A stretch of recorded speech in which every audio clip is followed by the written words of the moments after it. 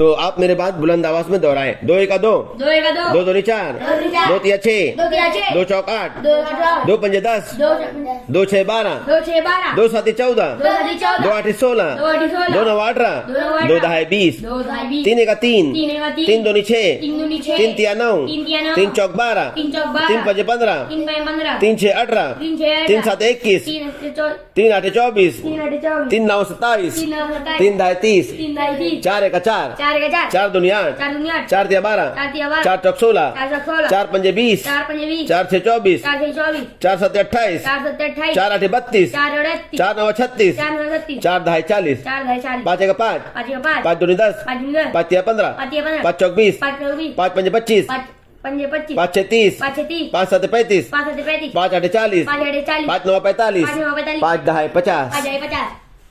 अरे बच्चों, स्पीड में बार बार सुनने से ही आपको पहाड़ा याद होगा। अगर आपको इस तरह से पहाड़े याद कराए जाए कि 2 एका 2, 2 दूनी 4, 2 तिया 6, तो 1 साल में पहाड़ा आपको याद होगा।